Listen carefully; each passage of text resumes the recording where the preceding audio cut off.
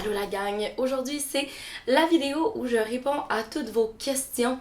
Vous avez été à peu près une trentaine à m'écrire sur Instagram. D'ailleurs, je t'invite à me suivre sur Instagram si c'est pas déjà fait. Bravo Baramba Mode. C'est là où je pose des quiz, où je pose des initiatives, que ce soit environnementales, féministes ou même culturelles. Si tu me connais pas ou si tu connais pas ma chaîne, je m'appelle Maud Carmel, je suis pigiste dans les médias de plein de façons possibles et je parle en grande partie de la lutte au changement climatique et parfois de la lutte à l'égalité des sexes. Et au final, c'est presque toujours la même chose.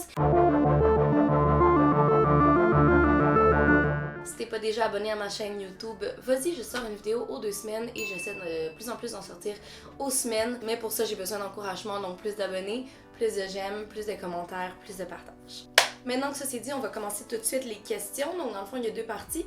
Il y a la partie où je réponds à vos questions environnementales, donc des questionnements que vous aviez sur plein de sujets et qui vont servir à tout le monde. Et ensuite des questions un peu plus personnelles sur ma démarche, tout ça, mais encore une fois en lien avec l'environnement. Il y en a quelques-unes qui étaient ni en lien avec l'environnement ou ma démarche. J'ai pas répondu à ces questions-là. Parce que je veux pas non plus que la vidéo dure 1 heure. Je vais commencer par la question qui est revenue le plus souvent et ça concerne le café. Donc, comment consommer le café de la façon la plus éco-responsable possible. Donc, le café, c'est la boisson la plus bue dans le monde après l'eau. Il y a genre 35 000 tasses de café qui sont bues dans le monde à chaque seconde. Donc, ça va demander énormément de déforestation, d'énergie, de ressources. Les experts affirment qu'en 2050, il va falloir produire le double de café pour la moitié moins de terre. Donc oui, en général, le café, c'est polluant et surtout parce que la plupart des plantations de café, c'est des monocultures. Je le rappelle, la monoculture, c'est quand on cultive seulement une ressource à la fois au détriment de la qualité de la terre et de la biodiversité. Et souvent, monoculture égale pesticides. Donc, comment acheter le café de la façon la plus éco-responsable possible?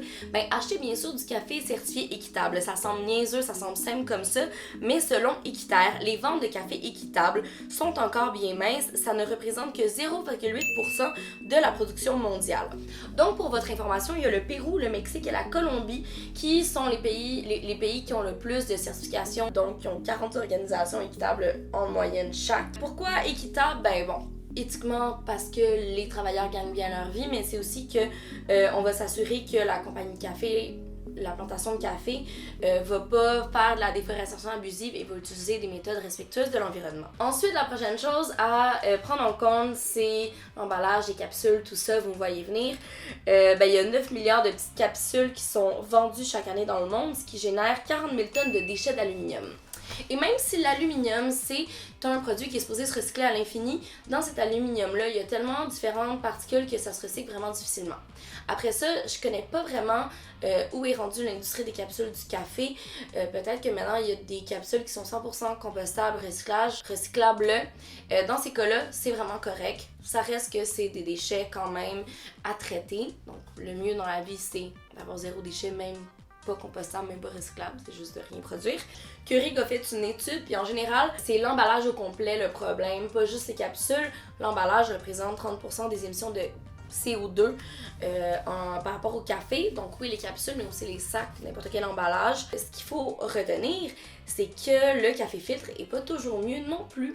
Pas parce que le filtre est problématique en soi, mais ça c'est vraiment intéressant. C'est parce que les gens qui boivent du café filtre ont tendance à en faire plus que ce qu'ils ont besoin. Ça doit vous arriver des fois de faire du café filtre, vous en faites une grosse quantité et vous en jetez un petit peu.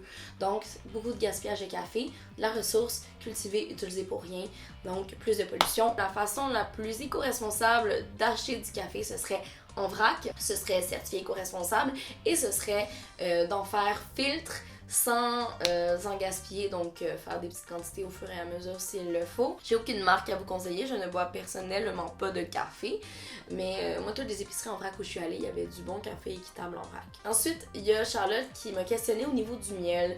C'est quoi la manière la plus éco-responsable d'acheter et de consommer du miel? Le miel, c'est un sujet très complexe, entre autres parce qu'il y a beaucoup de véganes qui vont le bannir, parce que d'une certaine façon, ça va exploiter les abeilles. Mais d'un autre côté, l'industrie du miel est vraiment en pleine expansion au Québec. C'est quelque chose qui a des belles retombées économiques et on a envie d'encourager les apiculteurs. À vous de faire votre libre choix, mais ce qu'il faut retenir, c'est que de un, il faut privilégier les abeilles qui butinent dans un environnement riche en biodiversité, parce que la biodiversité des plantes et des fleurs sont bénéfiques pour elles. Ça, La biodiversité, c'est la clé de tout dans la vie, je le répéterai jamais assez. Donc la deuxième chose, c'est de s'assurer que les abeilles n'ont pas butiné de plantes avec des pesticides. Souvent, ça va de pair avec l'agriculture bio locale, anyways. Les pesticides, c'est un grand danger pour la survie des abeilles. Puis nous, on a besoin d'abeilles, hein, on le sait. 40% de ce qu'on mange a été pollinisé par elles. Ensuite, acheter du miel local, donc chez l'apiculteur le plus près de chez vous ou dans un marché fermier. On veut pas le miel cheap d'épicerie, l'espèce de ourson qu'on retrouve sur les tablettes d'épicerie, on n'en veut pas.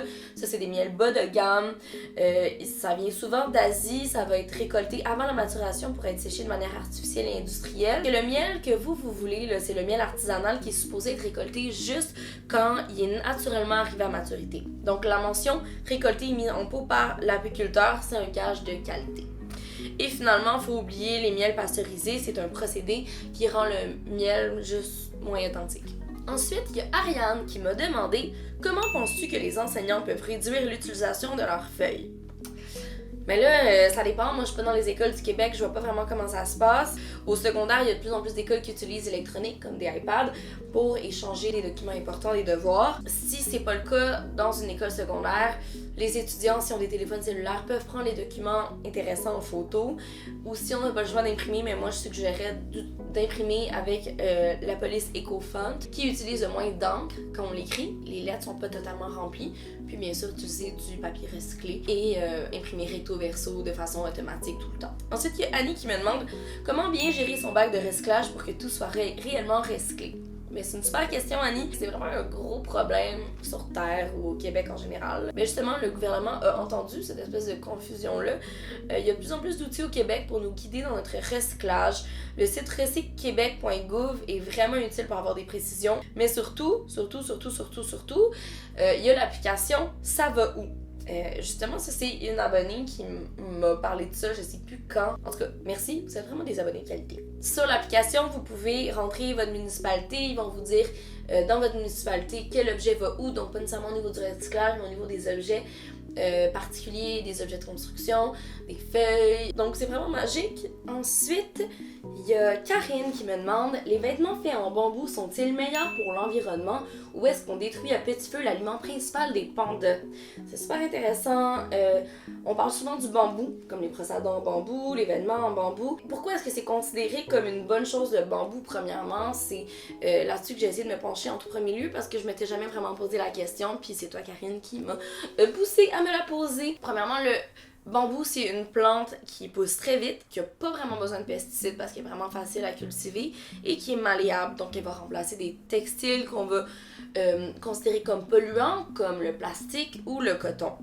Mais de ce que j'ai, la majorité des vêtements ou objets en bambou sont pas faits en fibre de bambou, mais en viscose de bambou, qui est comme l'intérieur de la fibre, j'ai pas trop compris, là. Parce que c'est plus malléable et c'est surtout moins cher. C'est un procédé, la viscose de bambou, qu'on obtient en la broyant, l'extrayant, transformant, retransformant et au final tout ce processus-là est assez complexe et donc peu écologique. Maintenant, pour ce qui est des pandas, j'ai rien trouvé qui dit exactement arrêtez d'acheter des affaires en bambou parce que les pandas n'auront plus rien à manger. Donc je peux pas me prononcer à 100% là-dessus, mais ce que je peux dire c'est que les plus récents recensements de 2014 révèlent que leur population a augmenté de 17% en seulement une décennie parce qu'on les protège. Donc ça c'est une bonne chose, ça reste que c'est quand même une espèce qui est toujours à surveiller. Mais d'un autre côté, je lis que les changements climatiques menacent les forêts de bambou et que dans les 80 années à venir, il y a plus de 35% des forêts de bambou qui pourraient disparaître. Mais on dit pas que c'est parce que l'homme prend le bambou pour ses besoins. Ce que je me dis, c'est peut-être que le bambou qu'on utilise pour les vêtements, c'est pas celui qui est l'habitat et la nourriture des pandas, c'est du bambou qu'on cultive à des fins justement humaines, de textiles, etc. Même l'OBNL, que son emblème c'est le panda, là, genre WF, whatever, là, ils en parlent pas de ça. Après ça, est-ce qu'on peut pas plutôt juste acheter des trucs faits de matière recyclée tout le temps, et ainsi contribuer à cette économie circulaire qui va sauver le monde. Il y a maintenant Lily qui me demande quels sont les gestes simples qui permettraient d'avoir un impact sur l'environnement. Privilégier le déplacement en transport en commun ou en transport actif comme la marche ou le vélo. Si c'est pas possible pour vous parce que vous habitez en région, privilégiez toujours le covoiturage. Acheter des fruits et légumes locaux et de saison. Acheter des produits équitables, certifiés équitables. Ne plus acheter de vêtements neufs, jamais, à part si c'est genre des sous-vêtements, un manteau d'hiver de qualité fait avec des matières recyclées. Ça, j'ai fait un article là-dessus l'autre jour, dans 24 heures. Et finalement, Lily, évidemment, de réduire ou même cesser, si possible, sa consommation de viande et à un autre niveau, sa consommation de produits animaux en général, parce que c'est vraiment une des choses qui pollue le plus, surtout le bœuf, le bétail et tout ce qui est bovin, donc agneau. J'ai lu aussi que le fromage était plus polluant dans certains cas que le poulet et le porc. Mallory me demande quel est l'impact de la culture de soya. J'en ai un peu parlé dans ma capsule sur les laits végétaux avec Marianne Verville et Émile Roy. Ce que je peux dire, c'est que la culture de cette plante perturbe actuellement plusieurs environnements de façon drastique, comme l'Amérique du Sud, où elle participe activement à la déforestation des forêts d'Amazonie, donc de ces grands feux dont on parle souvent. Puis ce qui est vraiment dangereux, en fait, c'est que plus de 2/3 des cultures de soya sur la planète sont génétiquement modifiées, et donc c'est encore plus polluant pour la terre, pour les animaux, pour les êtres humains qui doivent se déplacer après, donc il y a beaucoup de déplacements des peuples autochtones à cause de la culture de soya. Donc c'est un gros impact. Par contre, ce qu'il faut retenir, c'est que 85% du soya cultivé dans le monde est destiné à nourrir les bovins, le pâturage. Donc à nourrir les animaux que l'on va manger par la suite, nous. Donc si tous les êtres humains arrêtaient de manger de la viande, surtout du bœuf sur la terre, on aurait tellement moins besoin de cultiver du soya, même si tout le monde remplaçait son steak par un bloc de tofu. Donc ça, c'est vraiment à retenir. Donc ce que je dirais, c'est d'acheter du soya qui est certifié équitable ou local. En fait, moi j'achète mon soya chez Nourrir. Je l'ai déjà dit dans ma capsule sur Instagram qui explique comment je fabrique mon tofu maison. Donc dans le fond, c'est du soya en vrac que j'achète qui est québécois et biologique. Là, tu peux pas avoir plus écolo que ça comme soya. Sinon, si vous n'êtes pas game de faire votre propre tofu, je comprends tout à fait, mais juste regardez si votre tofu est certifié local ou équitable. Même chose pour votre lait de soya. Kim a une question vraiment intéressante. Tu m'as vraiment indiqué avec ta question en fait. Est-ce que les crevettes sont 4 fois plus polluantes que la viande rouge? Ça a soulevé quelque chose que je connaissais pas. Alors Kim, la réponse est oui et non. 50 à 60% des élevages de crevettes dans le monde sont implantés en bord de mer dans des pays asiatiques, souvent dans des secteurs où il y a des mangroves qui ont été rasées. Et ça, c'est un désastre pour la biodiversité, mais aussi pour la protection des tsunamis. L'empreinte carbone, à long terme, juste tout ce procédé-là, puis toute cette destruction de la forêt de mangroves-là, qui est comme un milieu humide, est 10 fois, pas 4 fois, 10 fois plus importante que la quantité équivalente de bœuf produite en zone de forêt tropicale. Après ça, il y a comme plein de données à comme remettre en cause, mais c'est vraiment bon à savoir. Après ça, je suis allée chercher du côté de la crevette nordique du Canada, qui est des fois de la pêche sauvage, pour voir si son empreinte carbone n'était pas genre vraiment plus faible. Même si elle est vraiment abondante dans l'est du Canada et qu'elle se porte mieux qu'avant, parce qu'elle a déjà été vraiment comme sous surveillance, le réchauffement climatique réchauffe l'eau dans laquelle la crevette vit, donc elle est toujours un peu menacée, donc il faut vraiment faire attention. Donc si vous êtes vraiment un fan de crevettes, ça fait partie de votre alimentation, privilégiée des crevettes qui ont été pêchées de façon sauvage, éthique. Moi, ça m'a vraiment éduqué sur le fait que les crevettes, même nordiques, il faut faire attention, il y a toujours des enjeux qui vont tourner autour des produits animaux. Mais en fait, en conclusion, je pense qu'un certain type d'élevage de crevettes est plus polluant dans son ensemble qu'un certain type d'élevage de bœuf, mais si on prend l'empreinte carbone de la consommation d'une crevette nordique vs bœuf, le bœuf, c'est sûr qu'il a émis plus de GES. Ensuite, il y a Jeanne qui me demande par où commencer pour être zéro déchet. Bonne question, Jeanne. Donc, premièrement, ne pas se mettre de pression. Commencez à aller voir les restaurants où vous commandez pour emporter le plus souvent pour leur demander s'ils acceptent les Tupperware. C'est vraiment une bonne première question parce que c'est souvent dans les restaurants et dans les plats pour emporter qu'il y a le plus de déchets, surtout du styromousse. Ensuite, moi, je dirais d'acheter un bidet pour éviter d'utiliser du rouleau de papier de toilette à profusion. Je suis dans cette démarche-là, j'ai de plus en plus d'amis qui en ont acheté puis ils trippent. Ensuite, je dirais faire ces choses soi-même, être capable de coudre pour faire un peu de mouchoirs réutilisables et bien sûr fréquenter le plus possible des épiceries zéro déchet et des marchés fermiers pour éviter d'aller dans les magasins et les épiceries de grande surface où là se retrouve le plus d'emballage possible. En lien avec cette question-là, il y a Delphine qui m'a demandé comment être zéro déchet en région, vraiment pertinent. Delphine, alors premièrement, j'en parle souvent, mais je conseille de visiter le site de la coop Nourrir qui se promène à travers le Québec. Tu vas pouvoir faire ta razzia d'aliments secs pour l'année. Ils ont comme 20 points de chute au Québec, là, dans 17 villes du Québec. Mais j'avoue qu'ils se rendent pas encore au Saguenay ou sur la Côte-Nord. Mais dépendamment de où tu es, tu peux aussi combiner ta sortie à la ville de Québec avec ton pick-up de Nourrir. Donc vraiment, t'apportes tes pots, puis tes aliments secs pour l'année, puis c'est vraiment économique honnêtement. Tu peux faire le même principe pour n'importe quel magasin zéro déchet qui est loin de toi, juste y aller 2 fois pendant l'année, faire ta razzia, ramener chez vous. Ben pour les fruits et légumes, sinon des fois t'es avantagé quand t'es en région parce que tu vas être plus près des agriculteurs. Donc quand tu vas toi-même voir le maraîcher, ben il n'y aura pas besoin de mettre ses fruits et légumes dans un sac de plastique. Congeler toi-même par exemple des fraises pour que l'hiver t'aies des fraises congelées puis que t'aies pas à en acheter en aller à l'épicerie. Donc c'est d'avoir tout le temps cette mentalité-là de planification à long terme. Je te laisse dans la description un lien qui va peut-être t'intéresser sur le média 1.5. Ensuite, il y a Noémie qui me demande si on utilise les sacs plastiques à compost, est-ce vrai que tout notre compost se ramasse à la poubelle? Alors Noémie, je vois un peu de quoi tu parles. Peut-être que tu as vu le reportage il y a genre 1 an ou 2 là, sur le centre de tri là, qui mettait les sacs de compost au dépotoir. En tout cas, bien alarmant tout ça, puis c'est vraiment pas clair. Ce qu'il faut savoir, c'est qu'il existe 2 types de sacs compostables. Certains sont faits de plastique d'origine végétale, comme en amidon transformé en résine, alors que d'autres sont en papier. Mais peu importe le matériau, pour que ce soit considéré comme compostable, ça doit se décomposer au même rythme que les matières résiduelles, donc que les fruits et légumes. Donc maintenant, pour que ça réponde à cette norme environnementale, il faut qu'il y ait comme une espèce d'assermentation de la ville qui dit, voilà, eux, ils sont corrects pour le compost parce qu'ils se dégradent en même temps que les végétaux. Je vais laisser juste ici les logos les plus fréquents. Mais là j'ai regardé une vidéo là, qui date d'il y a genre même pas 2 mois sur Huffington Post. Puis c'est pas encore clair, ok, genre c'est frustrant, mais c'est vraiment frustrant. Le porte-parole de la ville de Montréal dans la vidéo dit que c'est pas recommandé de mettre son compost dans un sac de plastique compostable. Là encore une fois c'est pas clair, certifié, pas certifié, parce que ça se dégrade pas à la même vitesse que la matière organique. Donc pourquoi est-ce qu'on a créé des certifications qui disent qu'ils se dégradent à la même vitesse que les végétaux, alors que là le porte-parole dit que ça se dégrade pas à la même vitesse que les végétaux? Donc lui il dit que si c'est dans un sac plastique, ça va être rejeté, mis tout de suite au dépotoir. Mais là c'est pas clair s'il parle de juste plastique normal ou de plastique même certifié par la ville. Mais moi je peux pas croire que du plastique compostable certifié par la ville irait directement au dépotoir alors que 78% des gens, c'est une donnée inventée, là, mettent leur compost dans des petits sacs compostables.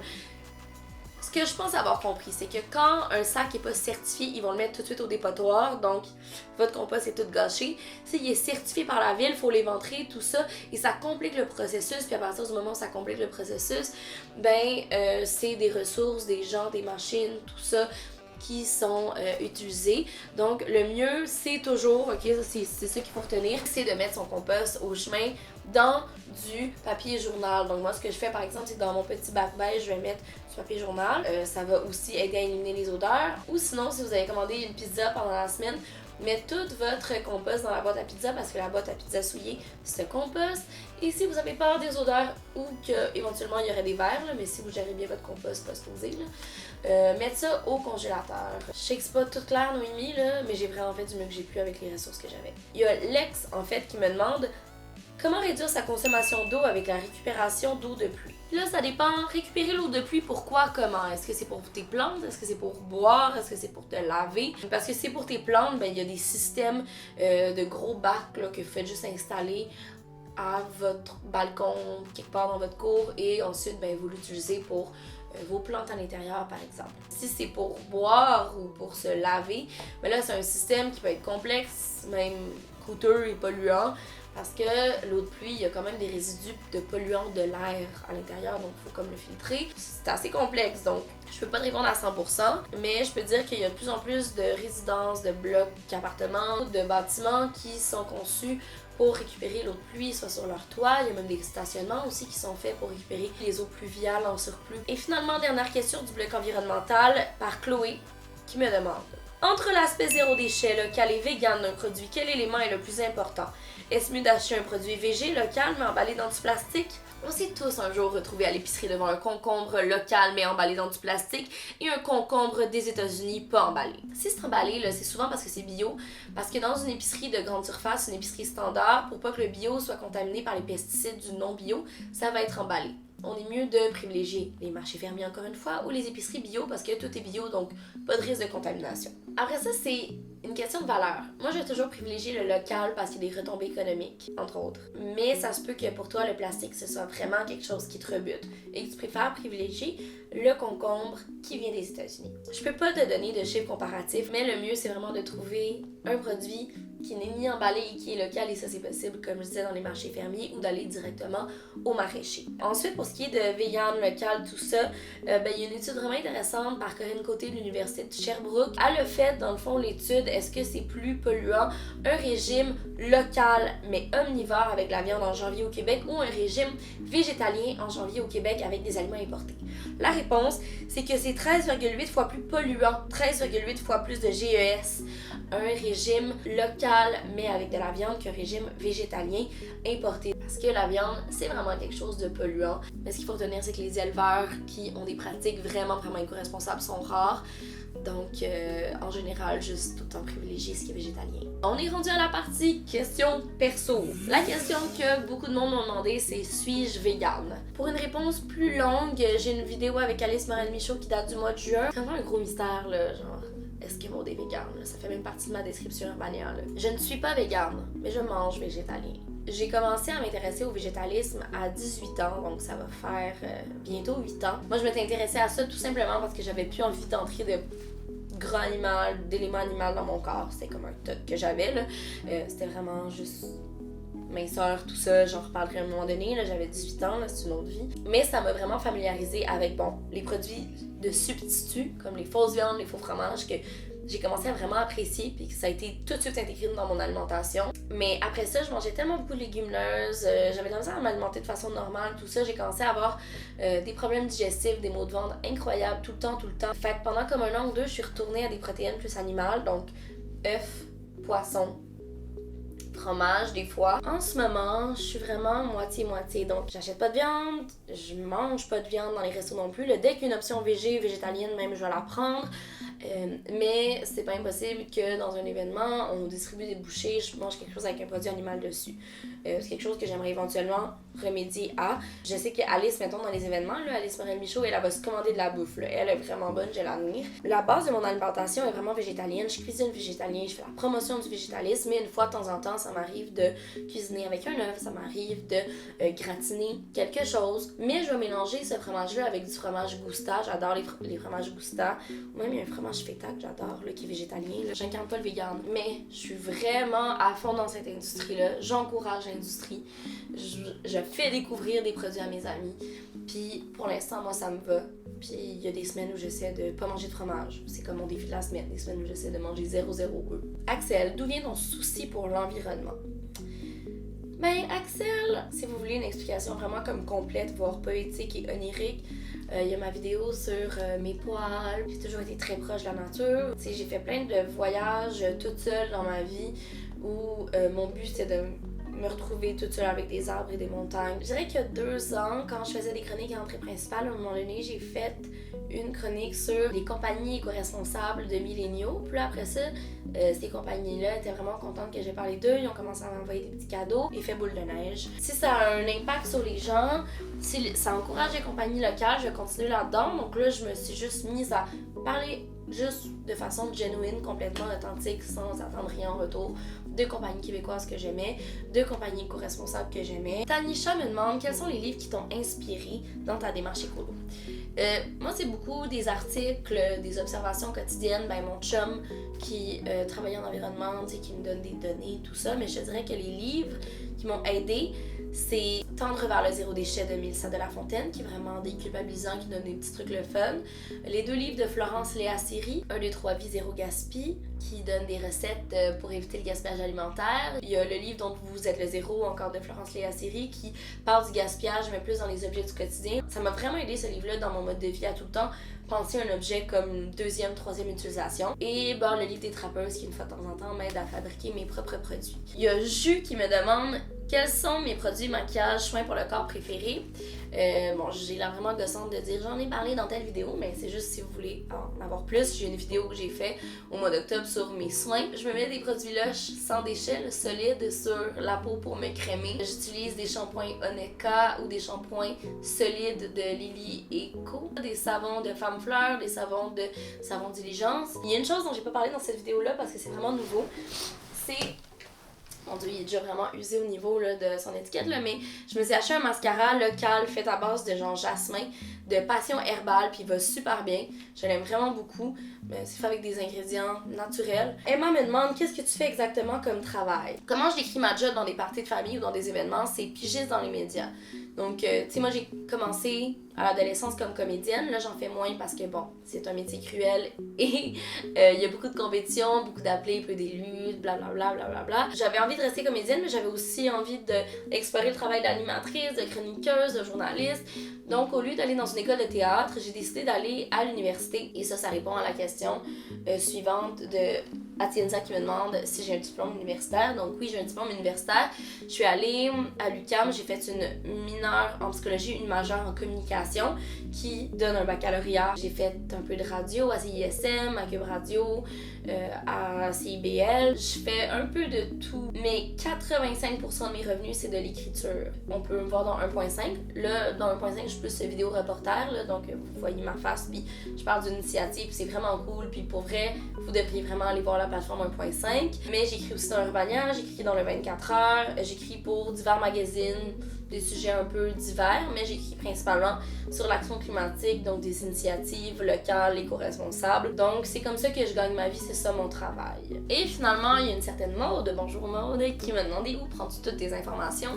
Mais il y a mon copain Gabriel qui me donne des bonnes informations. J'aime bien le site Phare Climat qui va regrouper toutes les initiatives québécoises à travers la province. Sinon, le site d'Équiterre a vraiment plein d'informations sur plein d'objets, d'aliments. Là. Avec Équiterre, vous êtes vraiment certain d'avoir les bonnes informations. Et après ça, je vais juste tirer mes informations de différents articles de Radio-Canada, de la presse. Puis sinon, des fois, là, si vous trouvez vraiment rien sur un sujet, vous pouvez aller sur Google Scholar, puis vous allez peut-être trouver des thèses universitaires avec quelques recherches. Là, ça demande un peu plus de temps. Puis souvent, c'est en anglais, parce qu'en anglais, il y a toujours plus d'informations. Puis des fois, je vais sur YouTube, puis je vais aller voir certains reportages de Le Monde. Le Monde a vraiment des bons reportages, puis je fais confiance à leurs sources. Et parlant de sources, toutes mes sources vont être en description pour tous les sujets qui ont été abordés aujourd'hui. J'espère vraiment que vous avez apprécié cette vidéo, si ça a répondu à vos questions. Si ça a répondu à vos questions, dites-le en commentaire. Si ça vous a suscité d'autres questions, écrivez-les en commentaire. Je vais peut-être y répondre un jour ou l'autre. Si vous avez des idées de vidéos, allez-y. Là, j'ai plein d'idées. Là, je prépare un nouveau Women Coven, un cercle de femmes, bientôt pour l'équinoxe du printemps. Il y a plein de belles choses qui s'en viennent. Là, ça va faire 1 an que je suis sur la chaîne. Malheureusement, je ne suis pas encore rendue à mes 4000 heures compilées parce que pour commencer à avoir une petite rémunération de la part de YouTube, il faut que ma chaîne ait généré 4000 heures et c'est 4000 heures à l'intérieur d'1 an. Donc je sais que je ne l'aurai pas, mais si vous partagez la vidéo, si vous commentez, si vous likez, ben c'est sûr que ça va générer plus de views et que ça va m'aider peut-être avant le mois de juin d'avoir accumulé mes 4000 views et avoir un petit peu de rémunération et tout ça bien sûr pour l'amour de la terre parce que la vulgarisation environnementale c'est important. Je vous souhaite une belle soirée, journée, peu importe et on se dit à très bientôt.